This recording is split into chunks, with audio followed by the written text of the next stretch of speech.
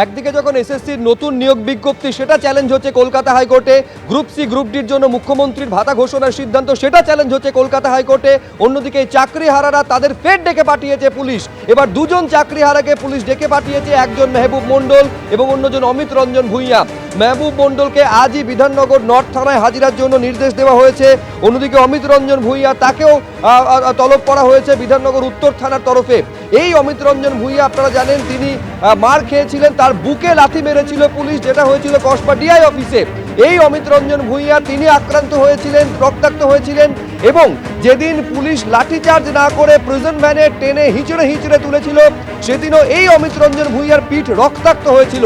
তাকে এবার ডেকে পাঠিয়েছে পুলিশ। এবার তার আবার ডেকে পাঠানোর যে নোটিশ সেটা নিয়েও একটা বিতর্ক তৈরি হয়েছে। পুরো বিষয়টা আরো বিস্তারিতভাবে জানবো, সরাসরি কথা বলবো। ঐশী মুখোপাধ্যায় আমাদের সঙ্গে রয়েছেন।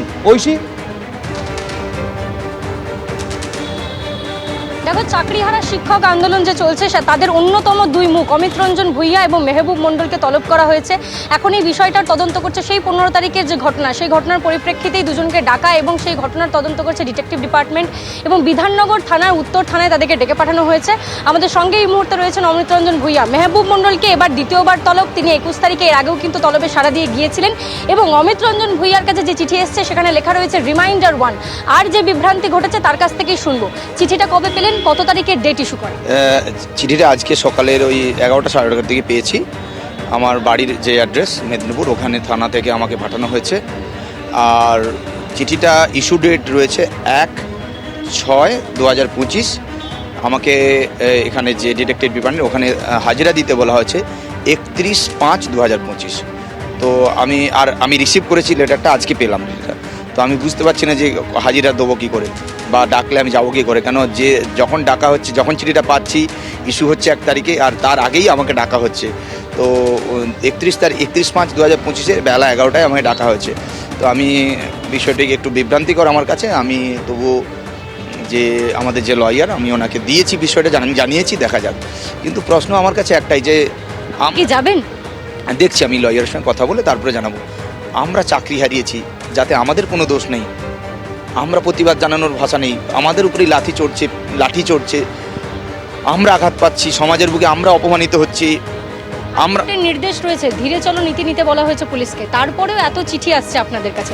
মেহবুব মণ্ডলকে দ্বিতীয়বার তলব করা হয়েছে, আপনারই আন্দোলনকারী সতীর্থ।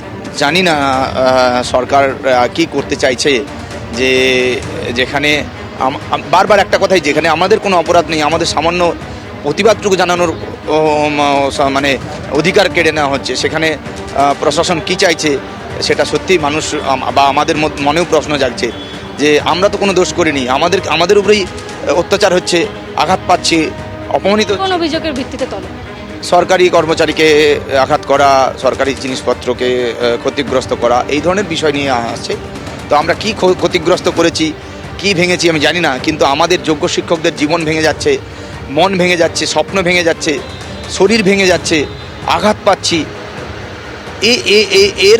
এর বিরুদ্ধে কোনো কেস হবে না, এই প্রশ্নের জবাব কেউ দেবে না যে এদের কোনো তো দোষ ছিল না, এরা তো কোনো অন্যায় করেনি। এদের বিরুদ্ধে যেটা হচ্ছে, এদের জীবন থেকে চাকরি কেড়ে নেওয়া হচ্ছে, এদের ছেলে মেয়েদের এদের ভবিষ্যৎ অন্ধকার করে দেওয়া হচ্ছে। এর বিরুদ্ধে কেসটা কে করবে, এর বিরুদ্ধে তদন্ত কে করবে, এর বিরুদ্ধে লড়াইটা আমাদেরকে বিচার কে পাইয়ে দেবে, এই প্রশ্ন আমাদের। চাকরিহারা শিক্ষক অমিত রঞ্জন ভূঁইয়া তিনি যেমনটা জানাচ্ছেন যে আইনজ্ঞর সঙ্গে পরামর্শ করে তিনি সিদ্ধান্ত নেবেন যে তিনি যাবেন কিনা, কারণ 1 তারিখে তাকে নোটিশ ইস্যু করা হয়েছে, সেই চিঠি আজকে তিনি পেয়েছেন 3 তারিখে, কিন্তু তাকে ডাকা হয়েছে 31শে মে, অর্থাৎ সেই তারিখ ইতিমধ্যেই চলে গিয়েছে। অন্যদিকে মেহবুব মণ্ডল তিনি 21 তারিখে হাজিরা দিয়েছিলেন ডিটেকটিভ ডিপার্টমেন্টে, তাকে আজকে আবার পুনরায় তলব করা হয়েছে। তিনি জানিয়েছেন যে যখন তিনি চিঠিটা পেয়েছেন তখন সেই সময় অতিক্রান্ত হয়ে গিয়েছে, অর্থাৎ তাকে আজকে 11টায় ডাকা হয়েছিল। তিনি 4:30-র সময় পুলিশের যে দপ্তরে তাকে দেখা করতে বলা হয়েছে বিধাননগর উত্তর থানা ডিটেকটিভ ডিপার্টমেন্টে, সেখানে তিনি তলবে সাড়া দিয়ে যাচ্ছেন এবং জিজ্ঞাসাবাদের সম্মুখীন হবে বলে জানিয়েছেন। শুভ্রজিৎ, না কিন্তু পাশাপাশি এটাও সমানভাবে বিচিত্র যে অমিত রঞ্জন ভূঁইয়ার চিঠিতে স্পষ্ট দেখা যাচ্ছে যে ডেট লেখা আছে 1/6/2025, অথচ তাকে ডাকা হচ্ছে 31/5/2025। এখন এইটার পেছনে নিঃসন্দেহে কি কারণ রয়েছে, এইটা নিয়ে প্রশ্ন তুলতে শুরু করেছেন চাকরিহারারা। ফলে কোথাও চাকরিহারারা টার্গেটেড হচ্ছেন কিনা, এইটা কিন্তু তাদেরই একাংশের মধ্যে থেকে প্রশ্ন উঠতে শুরু করেছে।